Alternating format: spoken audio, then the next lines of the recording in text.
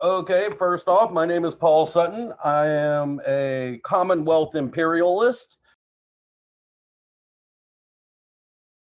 Okay, I believe that we should have a voted king, which is very hard to explain to some people, uh, where not necessarily their prodigy would not necessarily take over unless they met certain requirements.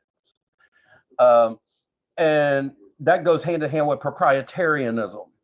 If you look up proprietarianism, I highly suggest looking up John Mark on YouTube. My opinions on Trump, voting for Trump 2020 is I don't care if he gets reelected or not. I don't believe in the constitutional republic democratic society that we live in. Um, Unfortunately, I have to live here, right? Uh, how can I state all this? The fact that Trump is just a figurehead, right? It's just like a Cadillac. There's a bigger machine behind the hood ornament, right? You got uh, these rich people that are in power. It's not Trump doing this. It's not. It's the bigger people in power doing it. And I do want to state that it's like I said earlier that presidents usually only work about a year out of a 4-year presidency. They end up having to spend a year filling out their cabinet, filling out the Senate, filling out the Congress seat, so forth, so on. Sometimes they have to do it twice, right? And they end up the last president pushes as many bills through as they possibly can before they leave office. So that next president has to come in their second year and take all those bills and say this one's good, this one's bad, this one's good, this one's bad, right? And then the third year they finally get to go to work, right? Well, I admit Trump's an idiot. Okay, he's some wacko from an ivory tower that's a billionaire has no idea what the little man is going through. They don't care, right?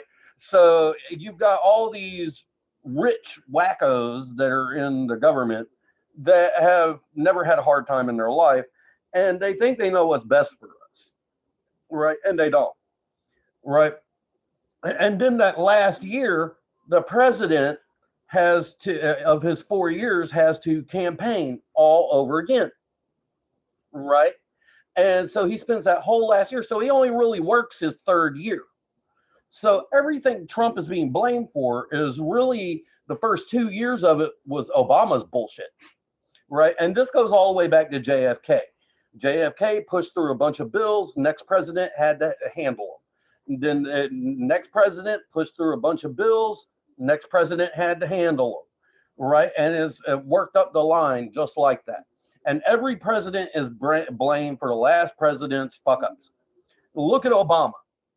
Obama, when he was in office less than 3 months, 3 months, and they were, already complaining to him. Where's this? Where's that? You're bad. You're evil. Here's the thing with the presidency and the Congress and so forth and so on is ever since the 1960s they've been fucking us, right? The next guy is gonna fuck us. Jimmy Carter, Reagan, Bush, Clinton, the next Bush, Obama, they all fucked us without lube. Trump is fucking us without lube. The next guy is gonna fuck us without lube, right? It's just a matter of are you gonna bend over willingly, right? Uh, so you had to sit there and think back on what was Obama's policies. Now, some of Trump's policies are really good, and they will never be undone.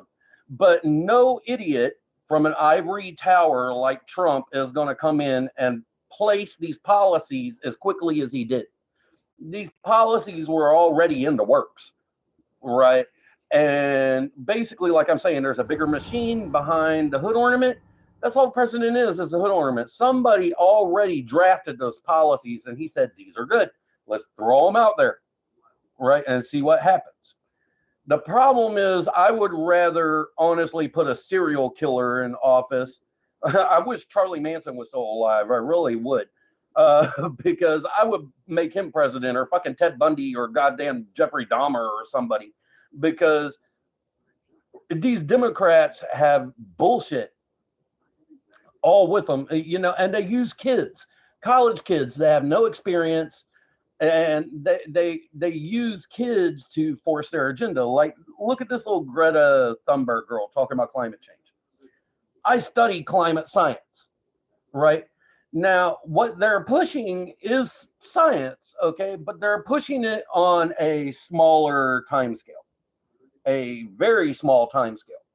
When the actual science, on the other hand, is saying, we ain't got to worry about this in 12 years. We got to worry about this, over the next couple hundred years, right? It's not something that we got to go and fucking kill ourselves over. Look at the Green New Deal. The Green New Deal would cost us the entire GDP of the entire world for 10 years just to fill out. And that's not possible. You can't just go and retrofit all homes. You can't take away all cars. You can't, it's ridiculousness. I mean, honestly, if next time, and Trump will be the last Republican president, period, right? If he gets reelected or not. Because here's what's going to happen. The Democrats are running a very good smear campaign. And they're using what's called immigration replacement theory. The state of Texas, for example, you could take a red state like Texas, have a bunch of immigrants come in that know nothing about our politics, and they are going to vote Democrat. They're going to flip the state blue, right? This is so they can override the Electoral College, right? Now, people say that's bullshit and they come off of whatever, but it's not, okay? Texas is already turning purple. Everybody can see that. What's going to happen is the Democrats are going to take control of the House. They're going to take control of the presidency. And then Republicans are going to figure out that they will no longer win an election. They will no longer win a House seat, right? And what will happen is Republicans are cops, are first responders, are firefighters, are soldiers, right?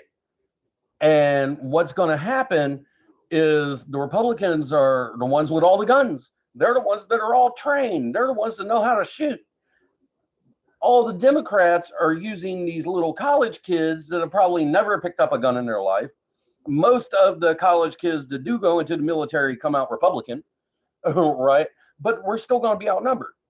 The downfall of all of this is the Republicans are going to get pissed off. After, say, 10 years, they're going to be like, hey, wait a minute, ding, we're not going to win an election again. And this is going to be the shot heard around the world. Problem is that it's not going to be a physical civil war. It's not going to be a war to kill people. It's going to be an information war, right? And basically, all you need is a good hacker to go into a file and say that you're deceased, you're dead. And you'll have to deal in cash for the rest of your life. You won't be able to rent a house, buy a car. You won't be able to buy food. You won't be able to get a bank card, a credit card, anything. Just because they labeled you, right? And that's just how it's going to work. They can kill you and keep you alive. You don't need CIA. You don't need spies. You don't need guns anymore, right? And people don't realize this. They don't. And it's getting out of hand.